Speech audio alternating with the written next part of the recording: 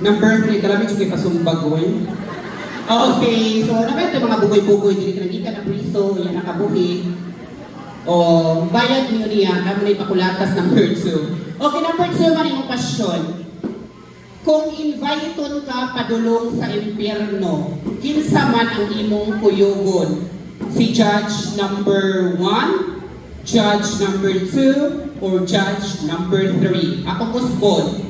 Kung inviton ka padung sa impyerno, kinsa imong kuyugon sa atong tulo ka judge? Judge number 1, 2, or 3, ug ngano man? Si Judge number 1. Judge number 1, ngano man? Ay siya naman Kay sayin ra mo og magbuhok na. Ako mag-uusap ang mga bayan ko sa prayer naman. Ang tanan ko mga bayan.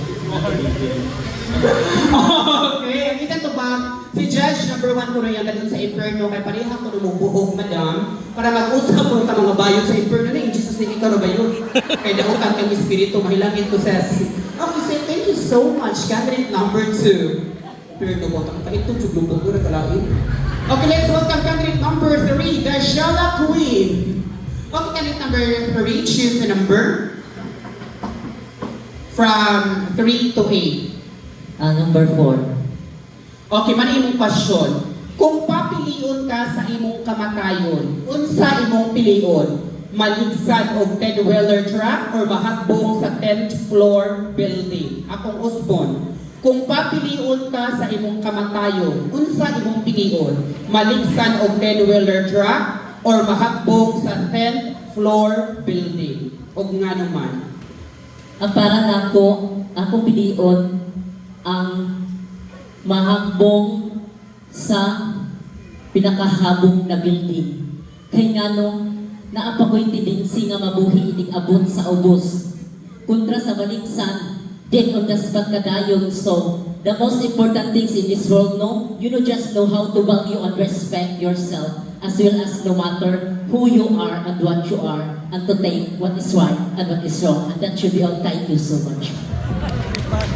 Thank you so much, candidate number 3. Lamin ang tagtubag mo pa rin mga bayon mo kay mag-ibuhi mo kong flowering, hindi ka kanit mo suod po. Ito naman mga bulok at mga judge, mga house graduate na na, mailan kasi English. Candidate number 4 from the Senior Citizens Association. Okay, candidate number 4. Bitaw for the information of everybody, no permanent address si candidate number 4. Bisag asa lang na siya mapuyo, ug asa siya abutan nga matog, murag katulo siya nakita nang matog siya sa terminal. So kinsay na ay mga malumong kasing-kasing no pwede ta mo doon dili muhatag ta o gamay hinabang ni candidate number 4 kay maglisod gyud siya muhatag ka ten. O dai butak naman direte. Ana na ni kate? Kaila ko no. Okay, candidate number 4. Pagpili og question from 4 to 8. Okay, maoring mong question. Kung usa ka kadili imo nato, unsa man ka? White lady, tikbalang, or wakwak? Akong usbon. Kung usa ka kadili imo nato, unsa man ka? White lady, tikbalang, or wakwak? Ang gusto, wakwak. Ano man? Kaya mas ilado ang wakwak kaysa white lady. Kaya kung wakwak ka, sikat ka. Bilnon ka, asa ka, basta kay wakwak ka. Ang white lady, wak man ka din, mas white lady. Wak ka do, nagulong ka sa wakwak, dakang malisan. Mga ka na ang wakwak, dakang yung malisan kay kuan, pura maponsel pa rin ako ba nga tusok-tusok at buhok pa. Isang sila kay hadlok sila makapareho sa ang buhok. Mauto na. That's all, thank you. There, ladies and gentlemen, thank you, candidate number 4. So she wanted to become a witch, a wakwakono. Okay, prepare for the next segment na talent ko. Bigla, nagkagawa yung nanay. Ano ito, juro ko na sa bahay na nanay ko. Thank you so much na, Ignacio. Ano dyan hinabang si candidate Oo, kung isang itong ganahan mo hatag, pwede itong ibutang dili sa table nila sa atong mga tabulator o sa atong organizer. Kami po, nung dyan po may hinabang. Ba't pa mga kases? Himisog pa mga kases. Okay, mani mo pagpili ang number? So I chose number 5. Okay, mauni mong question. Kung mahimo kang kalag karon, kinsa imong unang bisitahon akong usbon. Kung mahimo kang kalag karong kagabion, kinsa imong una bisitahon? Good evening, ladies and gentlemen. Kung mahimo kong kalag, karon kinsa nga akong unang bisitahon. Siguro ako unang bisitahon ang mga kurap diri sa atong bansa sa Pilipinas, sa mga kurap. Kay kung ako silang duawon, siguro mabot ang panahon nga makonsensya sila, iuli nila ang kwarta ang nagyagi sa flood control. So, sila ang akong duawon, ay by that, siguro time, moabot siguro, like karon si Saudi ko, mura nakarealize na siguro siya. So, siguro moabot ang panahon nga ang tanan nga mga kawatan diri sa atong sa Pilipinas, mga kurap, siguro mo surrender na sila yung mga kwarta nga nakawat nila. So kung mahimo kong kalag, ang mga kurap ng mga tao, mga kawatan, nga manulubyo diri sa atong bansa sa Pilipinas, may ang unang duawon. That will be all and thank you. Thank you so much, candidate number 5. Iyak mo bisitahon ang mga kurap. And now let's proceed to candidate number 6. Okay, pagpinig number 2. Okay, mo ang question candidate number 6. Unsa imong buhaton kung mapildi ka karong kagabion? Unang buhaton, muhila, mukatawa, or mukaon? Akong usbon. Unsa imong buhaton kung mapildi ka karong kagabion? Muhila, mukatawa, or mukaon? I believe na dili sa tanang pageant mo daog ka. Tungod kay nagtuo ko nga pageant is not just about winning or loser. Pageant is all about sportsmanship.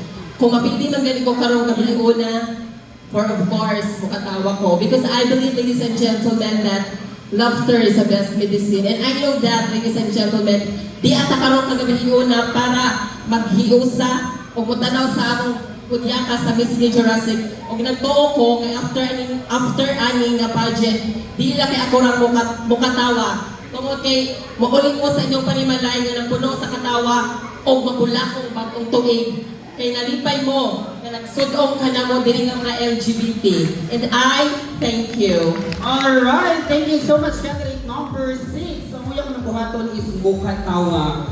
And now let's proceed to candidate number 7, the albularyong buta. So duha na lang ang question, asa yung pilion?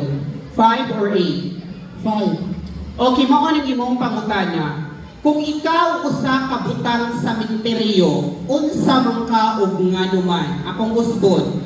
Kung ikaw usa ka butang sa menteryo, unsa man ka ug nganuman? Okay, dili man sa dako nga dito ko ba mo batbat og pinulungan nga Ingles. Apa nakita ko diri sa barangay Punong Tomas Opos, ang mga tao diri puros mga edukado o mga edukado, mga titulada o mga titulado, atong mga hurado o mga atong hurado ay. Okay, go back to your question, Miss MC.